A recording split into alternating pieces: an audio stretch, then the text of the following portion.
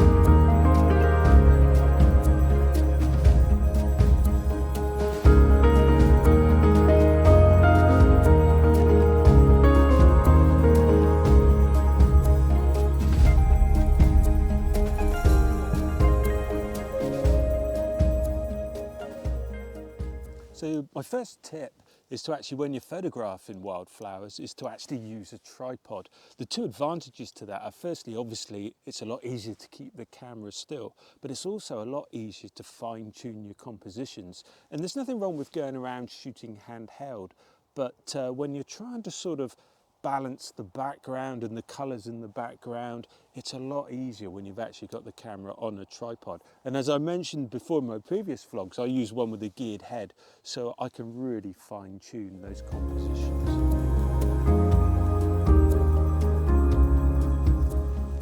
Okay, so my first composition is fairly straightforward. I've just managed to isolate one of these beautiful bluebell flowers on its own with a lovely green background. And if you look on the back of the camera, you can see how much I'm just struggling with the wind at the moment. And of course, that's really overemphasized when you're shooting on macro, very close up to the actual flower. With my composition, what I've done is slightly cropped in, so it's not so easy to see, but I've just managed to capture two of the beautiful bluebell flowers just in my bottom corners, my left and my right, just to add a little bit of splash of colour in there. And then we've got the main plant that comes up through the centre of my composition. But as I say, you can see on the back of the camera just how much that wind is affecting it. So I'm just waiting to capture it. And we'll take a few shots, and always best to be careful and take a shot, zoom in, make sure it's nice and sharp.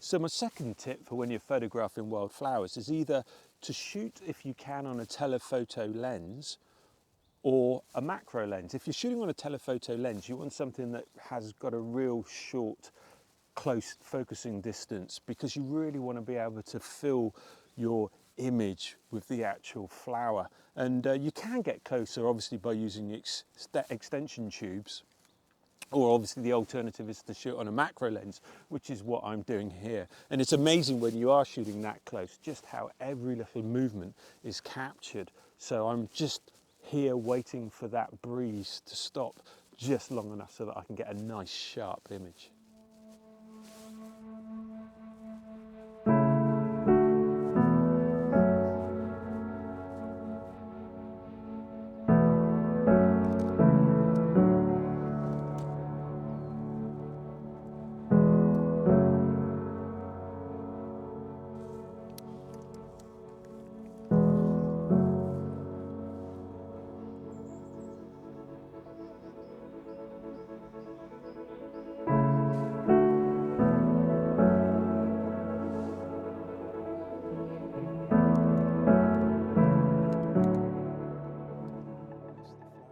So you can see from this composition that what I've done is I've focused in on one of these beautiful white flowers, but I've positioned myself so that you can actually see, you can see in the image there, we've got this one tucked behind it, and of course that's so out of focus really, that's just a splash of light, and we've got the sun's just touching, or the light behind me is just touching some of the green grasses which are growing up by the side, and we've got a small shoot that's coming up behind as well. So there's a lot going on in the colour in the background there, but the main focus is that beautiful white flower. And again, you can see that the wind is touching it. So I'm just waiting for it to stop so that I can get a lovely sharp image.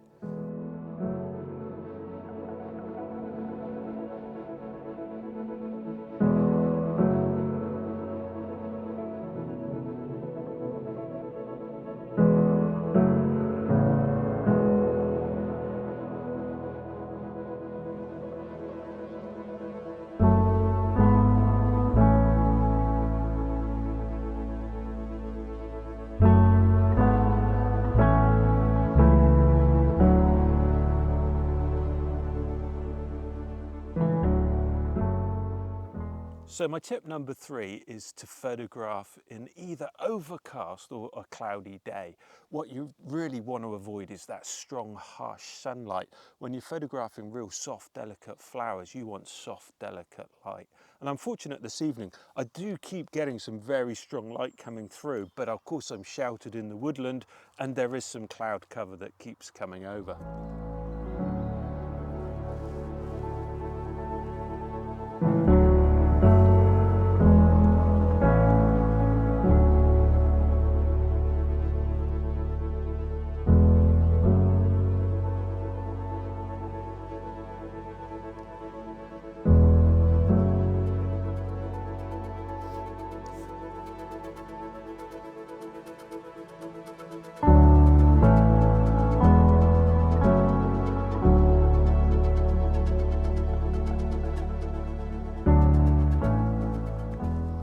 So tip number 4 is try and get to shutter speed of around about 200th of a second. I'm really shooting at around ISO 640 so that I can get a real quick shutter speed. Obviously with any slight breeze, when you're really tightly focused in on your subject, any movement is going to show. So around about 200th of a second, if you can, is just about right. Okay, so I think it's time to change location.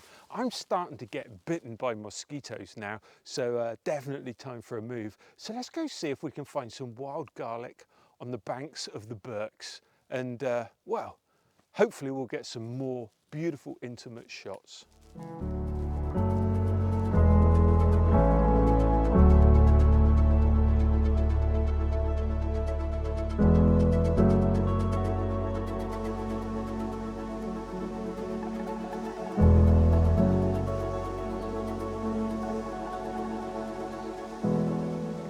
So here I am at the Berks in Aberfeldy, and I am surrounded by beautiful wild garlic, and it really is in abundance around me, and the smell is absolutely incredible. And what a great time to be photographing it. There are some areas where the garlic hasn't really sort of fully opened up yet, but in the light areas it really is beautiful. And I've looked around for a nice place where there's lots of greenery so that I've got some nice greens behind some of my images, and this seems to be a good patch, so let's see if we can find a really nice composition.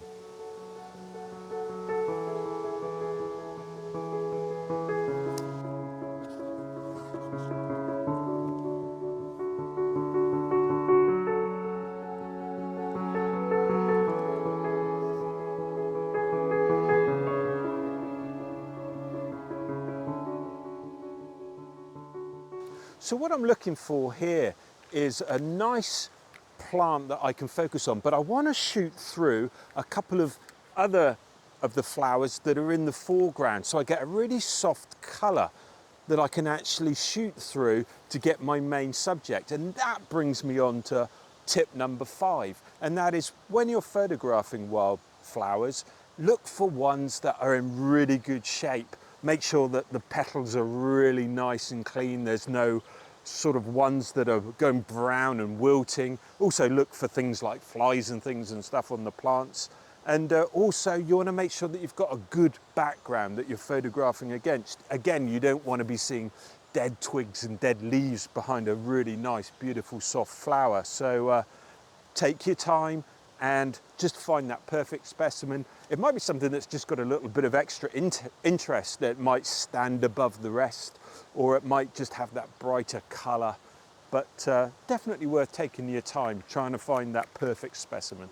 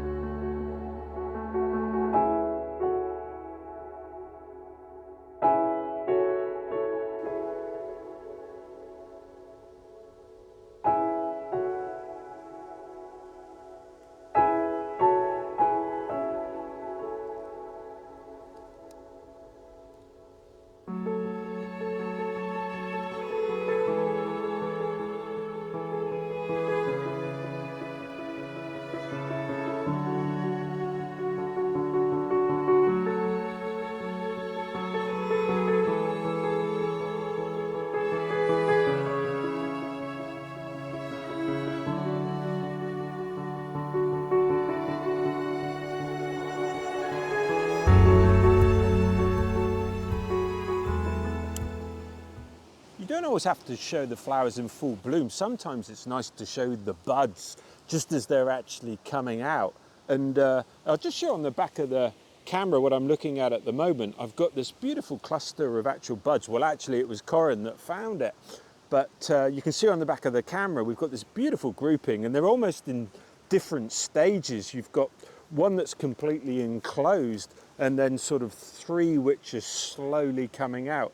But as a composition, it looks really nice. We've got this main one at the top here, which is really just starting to come out and break its way through its casing. And then we've got the other ones that are just below it. And we've got some nice ones that are fully open, that are really sort of just adding a splash of colour behind. So, so this leads me on to tip number 6, which is when you're photographing wildflowers, get as low as you can.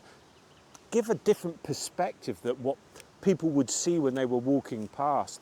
And I'm fortunate with this tripod, I haven't got a center leg, so I can get the tripod as low, almost flat to the ground.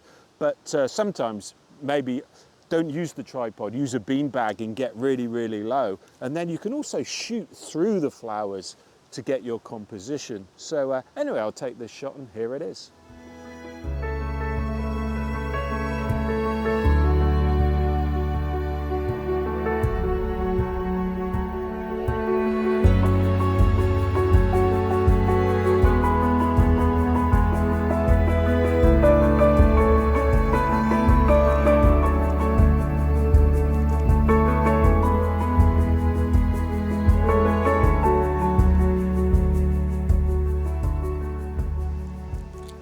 this is the image that I was looking for. What I've managed to do is get really low and shoot through another couple of flowers to give it a real soft bit of light just in front of my actual image. I'll just put the video camera on here so that you can actually see. So as you can see on the back of my camera, we've got this beautiful flower right central in the middle of my image, just slightly higher than perhaps central, but we've got these lovely other flowers on the left and the right, which are really soft focus. I'm on the macro lens, so it gives me a real shallow depth of field, and I've focused right into the actual flower itself so that it's beautiful and sharp. And we've got some lovely greens, some light greens from the leaves that are behind, which really help punch out the flower. So top right, we've got one flower just coming in from the right-hand side of our image. And then we've got that beautiful, there's a cluster on the left-hand side, which is really filling that space. And then we've got those beautiful greens, and you can still see the actual stems of the flowers because of the darker green. And it just really gives a little bit of interest to the shot. So again, I'll take a shot, and here's the image.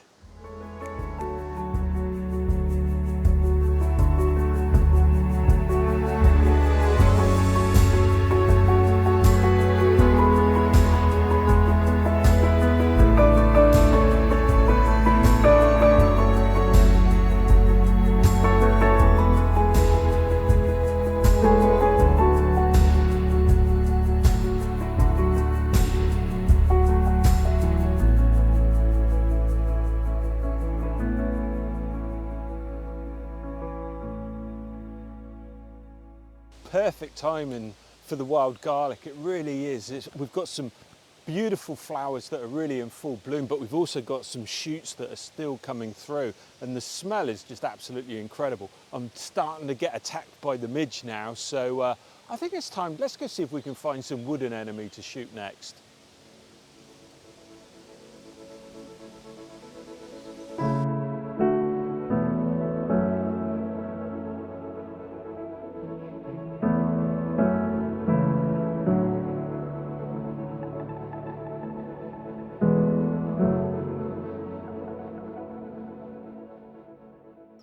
Well, I'm now in the Black Spout Woods in Pitlochry, on the hunt for wood anemone. And well, to be honest, from what I've seen so far, looks like I've come to the right place. So let's go see what we can find.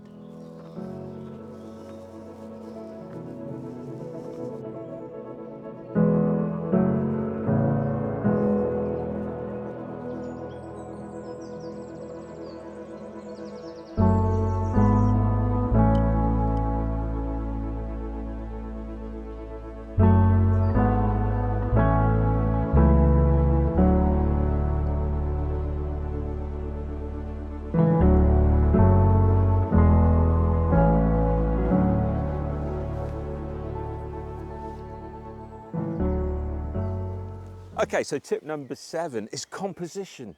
We mustn't forget that even though we're photographing subjects here and we're close up and we're getting really involved with how sharp they are, we mustn't forget the composition. So let me show the image on the back of the camera. So you can see on the back of the camera, I've positioned the wood anemone just on my lower third of my image, and then I've got this closed, out of focus one just in my top right, which is really filling my screen, filling my image area. And I mean, because I'm photographing on the macro lens, everything is really soft behind. We've got those beautiful soft green tones with light behind there, and that white closed flower is really just a splash of colour. I'm making sure that I focus on the stamen right in the middle of the flower so that that area is nice and sharp. And so I'm going to take a couple of images, and well, if it's any good, here's the shot.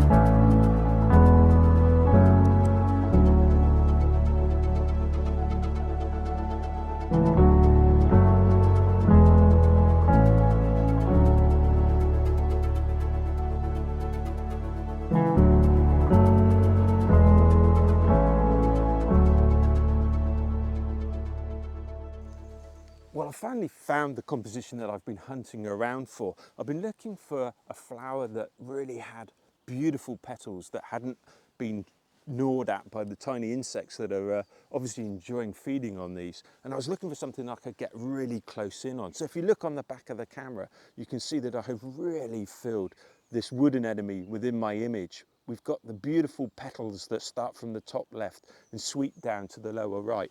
Because we're looking at it on the film side of the camera, obviously we've cropped in a bit, but actually on the main photo, those leaves have got space around them.